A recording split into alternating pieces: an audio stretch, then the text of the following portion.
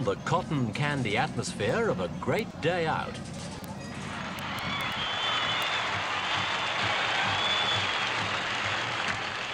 It's Iowa's annual fair, when folk from the four corners of the state get together.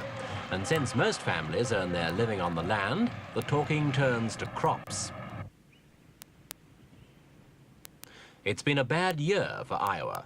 While the rest of the country's producers are reporting a record harvest, a prolonged drought here has devastated the state's corn crop.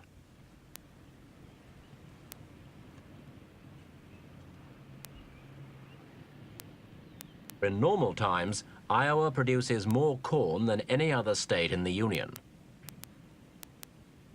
One young tenant farmer showed us field upon field of dry, brittle pods bearing stunted cobs, a situation repeated on virtually all neighboring farms.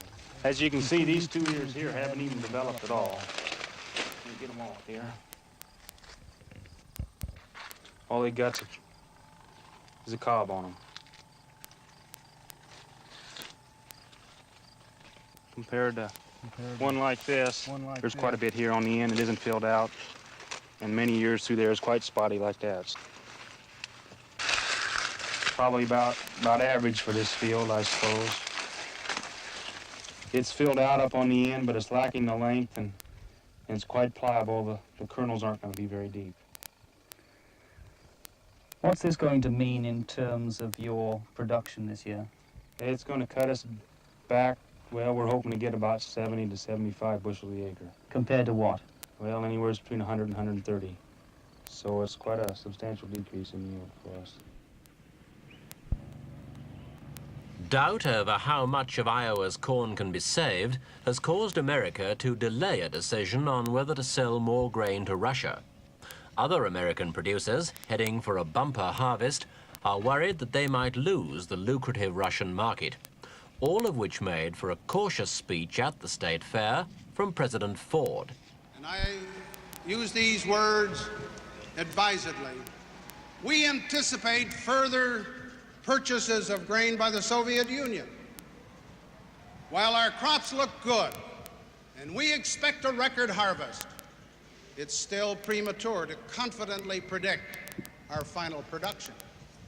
Accordingly, as Secretary of Agriculture Butts said, we have asked American exporters to temporarily, and I emphasize temporarily, delay further sales to the Soviet Union. Additional sales to the Soviet Union must be in our best national interest, in the interest of all Americans, farmers, and consumers alike.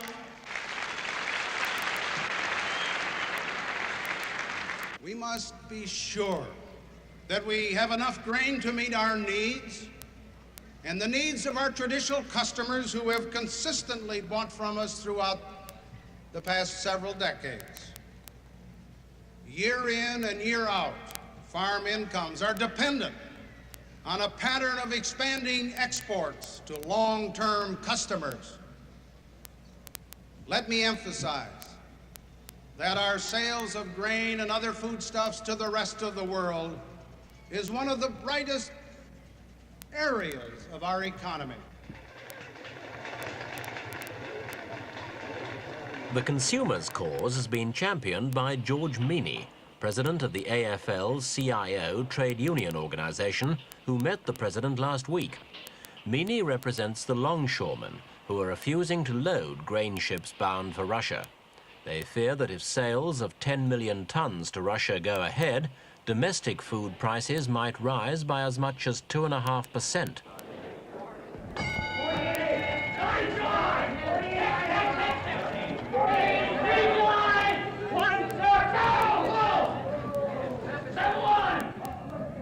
This was the scene in Kansas City 2 years ago.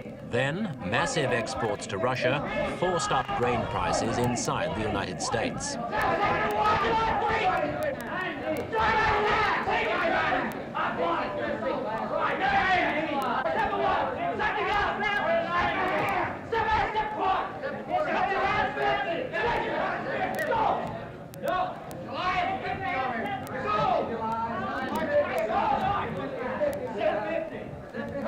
Despite trading limits imposed by the government, bidding was frantic. The Russian deal swallowed a quarter of America's yield and left housewives angry at higher bread bills.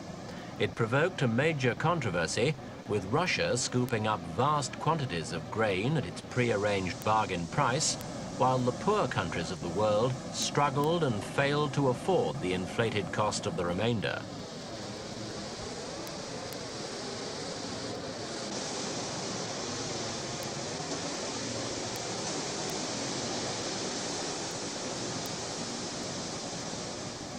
"1973 turned out to be a boom year for grain in America.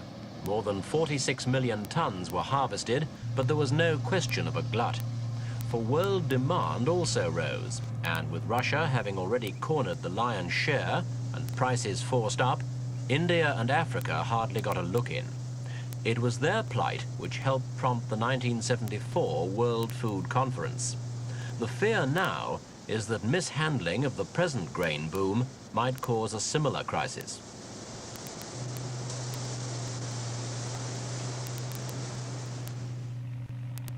The disappointed farmers of Iowa are occupied with problems nearer home.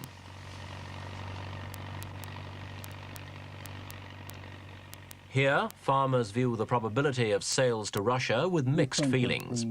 Would it help them get good prices for the little they can salvage? Or would it mean they wouldn't be able to afford grain feed for their cattle?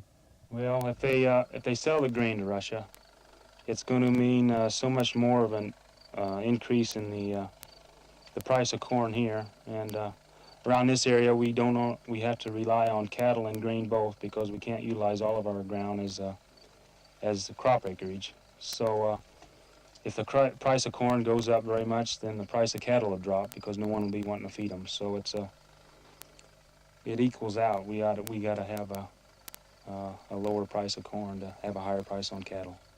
Most farmers elsewhere in the United States are angry at President Ford's delay, and even some in Iowa share their feelings.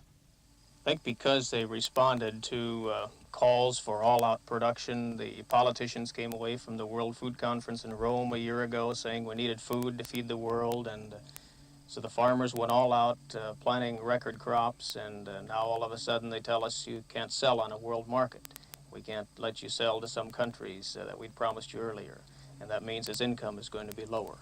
But isn't it a wise precaution for the government to delay agreeing to sales when, for example, here you've absolutely no idea at all how bad your harvest is going to be? Even a delay, if we let out the opinion that we're looking at it, thinking of clamping on a lid, we're already getting our customers shaky.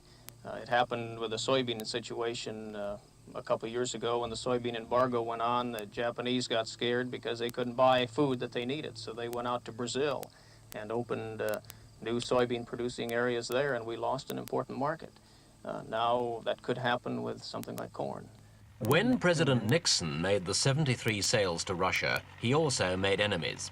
With domestic inflation and détente certain to be issues in the presidential election next year, President Ford will have to balance the vote he needs from farmers, consumers, and political observers when he decides how much American grain should go to Russia.